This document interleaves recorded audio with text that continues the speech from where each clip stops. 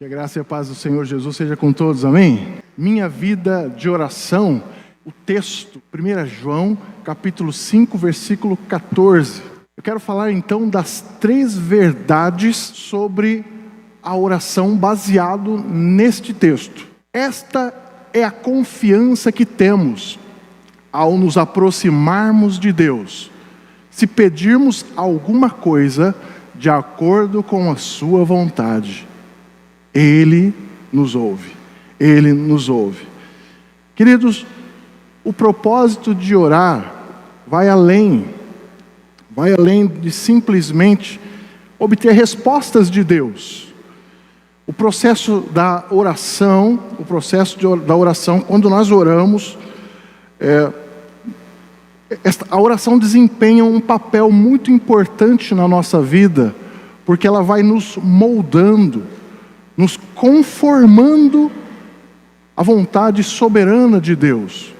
Quando o crente ora, Deus está moldando o seu coração, a sua mente, a sua vida, está conformando a sua vontade, ao seu propósito. E tem mais ainda, né? Através da oração, nós podemos participar do projeto de Deus, do plano de Deus, do propósito de Deus. Podemos participar daquilo que o Senhor está fazendo, está realizando neste mundo. Podemos participar através da oração daquilo que Deus está fazendo na nossa família, na nossa casa, na nossa cidade, no nosso bairro. E a oração, ela tem esse papel importante na nossa vida. Então esse versículo do mês aí, né, o 1 João 5,14, traz 3 verdades sobre a oração. A igreja, aliás, todos nós, quando recebemos a Cristo, somos ensinados que devemos ter uma vida de oração. Oração é, como a gente já ouviu esse jargão, né? É o respiro da alma, né? Oração é o respiro da alma. Isso é verdade. E este versículo nos traz 3 verdades que eu gostaria então, meus irmãos, de compartilhar com vocês.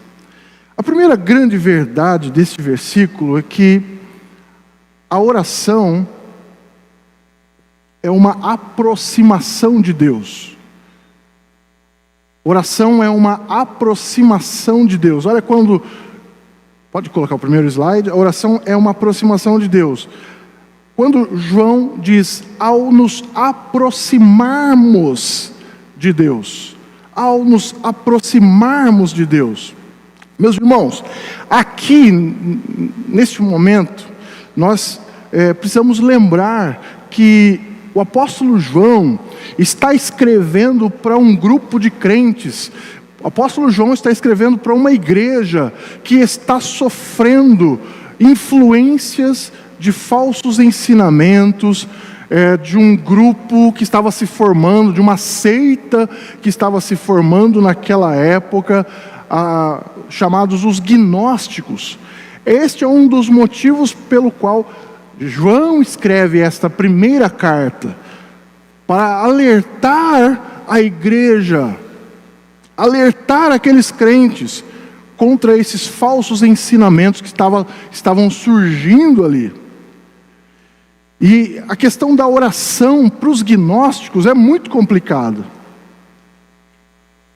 Para os gnósticos, a oração era mais um processo, um exercício mais esotérico de iluminação interior, dada pela gnose, né, que é um conhecimento místico. E não tinha nada a ver com um relacionamento pessoal com Deus. Não tinha nada a ver com um relacionamento de intimidade com o Senhor, pessoal. Era uma iluminação esotérica, era algo de mais interior, de uma experiência interior, sem um relacionamento de intimidade com Deus. Então, os gnósticos focavam nessa autodescoberta espiritual, e não era um ato de comunhão, não é um ato de comunhão com um Deus pessoal, com um Deus amoroso, como nós estamos tendo hoje aqui esse privilégio, não é? Nós estamos tendo essa oportunidade de sentir a presença real e pessoal de Deus aqui entre nós, agindo, fluindo de uma forma muito especial, falando com cada um de nós, tratando com cada coração. Essa experiência que temos é a experiência com um Deus pessoal, amoroso, zeloso, que cuida de nós, que nos envolve, esse Deus que abraça, esse Deus que está conosco. Estamos tendo essa experiência muito diferente dos gnósticos, muito diferente dessa iluminação esotérica interior, muito diferente dessa proposta dos gnósticos. Então esse é o motivo que João escreve esta carta para aquela igreja. Queridos, para nós, a oração é a busca de um Deus que se deixa ser achado. Serei achado de vós, diz o Senhor. Serei achado de vós, diz o Senhor. Então no Salmo 145, versículo 18, diz: perto está o Senhor dos que o buscam. Perto está o Senhor daqueles que o buscam, daqueles que o invocam. Ele é um Deus pessoal, que se envolve. É um Deus que se manifesta, que se revela, que intervém na vida do crente, da vida daquele que o invoca, daquele que o busca, daquele que se coloca em oração, né? Jesus é aquele homem. Quando estava meditando nisso, eu me lembrei das grandes intervenções de Deus ao longo da história, na vida de todo aquele que busca a Ele. Por exemplo, eu me lembrei daquele episódio de Sadraque, Mesaque e Abednego lançado na fornalha, e aí eles olham e vêem um quarto homem na fornalha. Jesus é o quarto homem na fornalha que se envolve, é aquele que intervém, é aquele que guarda, aquele que atua em nosso meio, né? O salmista também diz que Ele é o socorro bem presente. Ele é o socorro bem presente no momento da tribulação, no momento das aflições, no momento da angústia. Ele é socorro bem presente. O escritor aos Hebreus, no capítulo 4 e no versículo 16, ele nos aconselha, dizendo assim: aproximemo-nos, portanto, com toda a confiança, aproximemo-nos com toda a confiança, aproximemo-nos confiadamente do trono da graça, para que recebamos misericórdia e encontremos graça que nos ajude no momento de necessidade. No momento de necessidade. Socorro bem presente, porque Ele é um Deus pessoal. Então João começa essa carta afirmando para a igreja. É importante nós lembrarmos disso. João começa essa carta dizendo para aquela igreja, escrevendo para aquela igreja: olha, o que ouvimos com os nossos próprios ouvidos, o que os nossos próprios olhos viram, o que as nossas mãos puderam apalpar, pegar, tocar, o verbo da vida. Então, meus irmãos, Ele é real, e Ele é presente, Ele está perto de todos aqueles que o invocam. Ele é real, não é uma ideia, não é um conceito, Ele é uma pessoa, Ele se envolve conosco, Ele está presente nos momentos mais difíceis da nossa vida. Quando você pensa que todo mundo te abandonou, todo mundo virou as costas para você, o Senhor é aquele que está do nosso lado, para nos auxiliar, para nos levantar, para nos colocar de pé.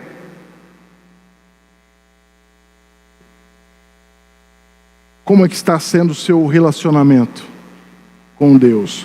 Como é que está sendo o seu relacionamento com o Senhor? Distante? Será um relacionamento impessoal? Ou às vezes você acha que Deus não está te ouvindo, ou não está nem aí para você? Às vezes, em alguns momentos, nós somos tentados a pensar desta forma: eu acho que Deus não está me ouvindo, eu acho que Deus não está atento aos meus problemas, às minhas necessidades. Olha o que eu estou passando, ninguém sabe o que eu estou vivendo, o que eu estou passando. O Senhor está perto daqueles que o invocam, perto está o Senhor daqueles que o invocam. O apóstolo Tiago disse para a gente chegar mais perto de Deus. Ele disse para a gente chegar mais perto de Deus. Chegue mais perto de Deus, pois Ele se chegará mais perto de nós também. A oração é uma aproximação de Deus. Quão perto você está? Quão perto nós estamos? Isso é medido através da nossa vida de oração, não é? A segunda verdade é que a oração é um alinhamento com a vontade de Deus. Oração é um alinhamento com a vontade de Deus. Veja quando ele diz: se pedirmos alguma coisa de acordo com a sua vontade. Portanto, é um alinhamento com a vontade de Deus. Oramos de acordo ou segundo a vontade, o plano, o propósito de Deus. Søren Kierkegaard, ele disse uma coisa interessante: a função da oração não é influenciar Deus. A função da oração não é influenciar Deus. Nós não mudamos Deus, mas antes mudar a natureza daquele que ora. A oração não muda Deus, não faz Deus mudar de ideia. A oração muda o nosso coração, é o nosso interior. Meus irmãos, quando Jesus esteve aqui nesta terra, ele foi um exemplo máximo de alinhamento com a vontade do Pai, né? O exemplo máximo desse alinhamento. Quando ele estava no Getsemane, ele orou. Quem lembra da oração que Jesus fez lá no Getsemane? Ele pôde expressar total submissão a Deus. Ele diz lá: meu Pai, se for possível, afasta de mim este cálice. Mas ele diz: contudo, não seja como eu quero, mas como tu queres. É um alinhamento com a vontade do Pai. Orar é estar de acordo com o projeto e com o propósito de Deus. Nós não mudamos Deus, não mudamos a vontade, não mudamos o plano de Deus. Mas a oração nos alinha, nos molda, trabalha no nosso coração, quando nós oramos. Por exemplo, quando você ora por alguma pessoa que está te perseguindo, né? Uma pessoa que até de repente já te fez mal, te prejudicou, e nós somos aconselhados pela palavra de Deus, nós somos exortados pela palavra de Deus a orar por quem nos persegue, né? E acontece algo interessante no nosso coração quando nós estamos orando por essa pessoa. A mágoa vai embora, o ressentimento vai embora, a tristeza vai embora, e nós acabamos tendo mais condições de perdoar e de amar aquela pessoa. A oração nos molda, a oração trabalha no nosso interior, a oração trabalha no nosso coração, a oração trabalha na nossa mente. Deus, enquanto oramos, Ele está tratando com a gente, Ele está moldando a gente, está trabalhando no nosso caráter, está trabalhando em nós. Então nós temos que seguir esse exemplo. Seja feita conforme a tua vontade, né? O próprio Jesus nos ensina no Pai Nosso, né? Quando Ele fala do Pai Nosso, seja feita a tua vontade. Então orar é, portanto, alinhar-se com o propósito de Deus, ok? Amém? Orar é se alinhar com o plano, com o projeto de Deus.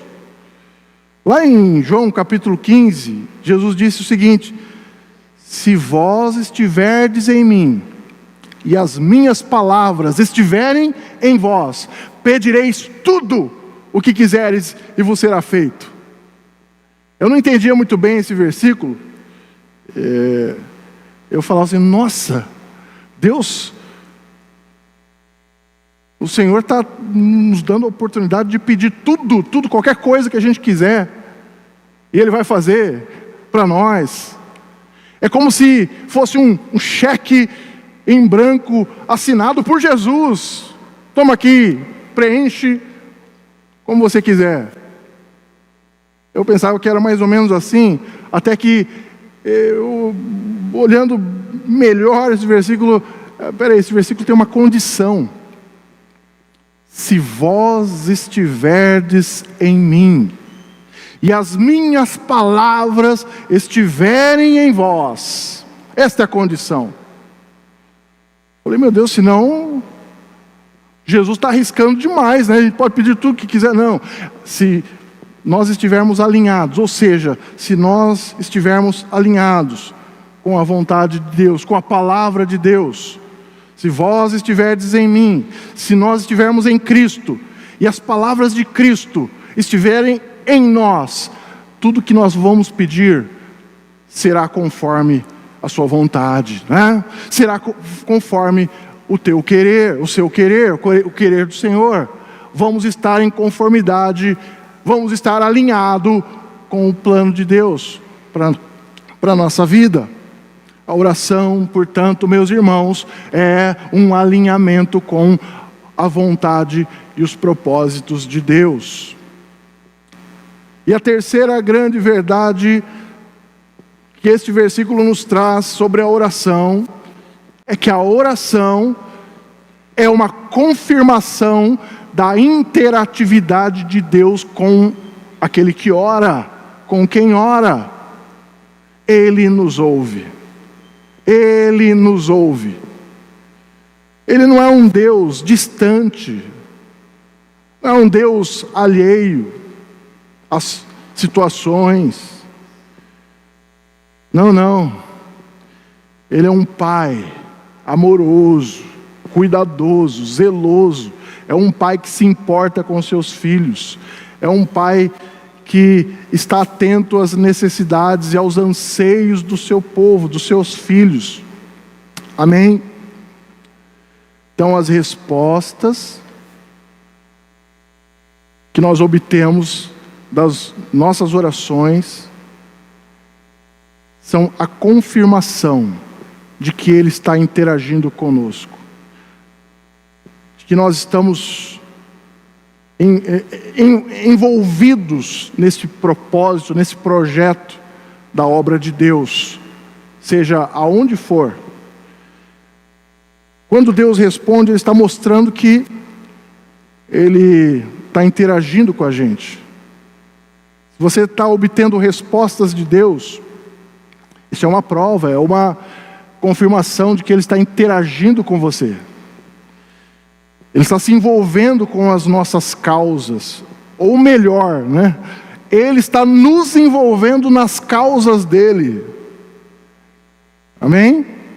Vocês compreendem? Ele nos envolve nas suas causas, nos seus projetos. E isto é que é maravilhoso. Quando Ele está nos dando a oportunidade de fazer parte do seu propósito, de fazer parte da sua obra de redenção, fazer parte da sua obra de salvação neste mundo. E a oração tem esse propósito de nos colocar nesse propósito, nesse projeto de Deus, de estarmos envolvidos com a causa do Evangelho, com a causa de Deus. Ele está nos envolvendo com as causas dele. Quando a gente ora, então, quando você ora, quando eu oro, quando nós oramos, Ele está nos permitindo colaborar, né? Está nos permitindo colaborar com a obra dele no mundo. Um dia Jesus entrou numa sinagoga, pegou um livro do profeta Isaías, ele abriu numa passagem que dizia assim: o Espírito do Senhor está sobre mim, porque Ele me ungiu para evangelizar os pobres, enviou-me a curar os quebrantados de coração, a pregar liberdade aos cativos e restauração da vista aos cegos, a pôr em liberdade os oprimidos e a anunciar o ano aceitável do Senhor. Meus irmãos, a oração é uma parceria com Deus. A oração é uma parceria com Deus na sua obra de redenção, de salvação. Eu tenho percebido uma coisa. Eu tenho percebido que os crentes estão cada vez menos engajados na obra do Senhor, muitas vezes porque estão orando cada vez menos, porque aquele que ora está cada vez mais alinhado com o projeto de Deus, aquele que tem sua vida, mantém a sua vida de oração ativa e constante, está cada vez mais alinhado com o plano e projeto de Deus, portanto, está cada vez mais engajado na obra do Senhor. E o contrário também é verdadeiro. Aqueles que não estão engajados na obra, não estão envolvidos com nada, aqueles que não estão envolvidos com aquilo que Deus está fazendo, é porque não está alinhado através da sua vida de oração. Não está havendo esse alinhamento com a vontade de Deus, porque estão orando talvez cada vez menos. Mas eu e você nesta noite somos desafiados a fazermos uma avaliação da nossa vida de oração. Estamos sendo desafiados a olhar para nós e olhar para a nossa vida de oração, olhar para nosso engajamento com as coisas de Deus, com a obra de Deus, e começarmos a pensar qual é o nível, qual é o grau de aproximação que nós estamos tendo de Deus, do Senhor. E o nosso desafio no último slide é esse: como está a nossa vida de oração? Esse é o nosso desafio a pensarmos nesta noite. Como eu tenho orado, qual é a minha constância em orar? E Sou desafiado também a buscar um alinhamento com a vontade de Deus e também pedir que Deus me permita colaborar com a obra dele.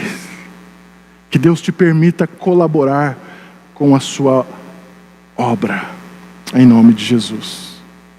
Que Deus te abençoe, que essas 3 verdades possam fazer sentido para você, possa ser uma oportunidade de aproximação cada vez maior com o Senhor, possa ser também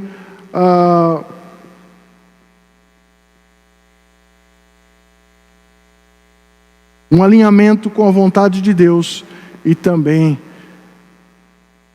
você poder perceber que você faz parte de um plano, de um propósito fantástico, maravilhoso, tremendo, e que você possa se engajar nesta obra, em nome de Jesus. Amém? Quero convidar você a se colocar de pé. Eu quero orar por você neste momento, em nome de Jesus. Quantas coisas que Deus deseja que nós venhamos experimentar. Quantas coisas Deus deseja que você venha provar, experimentar. E através da oração nós podemos ter esta vida fantástica, buscando a Deus, recebendo de Deus direcionamento, recebendo de Deus orientações, e a nossa vida de oração precisa estar cada vez mais ativa em nome de Jesus. Vamos orar. Pai de amor, obrigado, ó Deus, por tudo que o Senhor tem realizado em nosso meio nesta noite. Obrigado por este culto maravilhoso que o Senhor tem, ó Deus, manifesto, onde o Senhor tem manifestado a graça, a misericórdia e a presença gloriosa do Senhor. Obrigado, meu Deus. Fica conosco e que possamos avaliar a nossa vida. Nos ajuda, Deus. Nos ajuda através do Teu Espírito a mantermos uma vida de intimidade com o Senhor, mantermos uma vida de aproximação cada vez maior contigo. Nos dê a Tua graça, nos ajude, nos abençoe, ó Deus, em tudo aquilo que nós falhamos. Perdão, Senhor, por muitas vezes o Senhor nos convidar, nos chamar para o momento de oração, de intimidade, as oportunidades que temos desperdiçado. Que o Senhor possa reverter tudo isso e que tenhamos, ó Deus, um comprometimento, porque nós sabemos que orar é o respiro da alma, sabemos que orar é algo que vai fazer com que nossa vida seja mais voltada para as Tuas coisas, para as coisas do Senhor. Assim oramos, ó Deus, agradecidos por tudo, em nome de Jesus. Amém.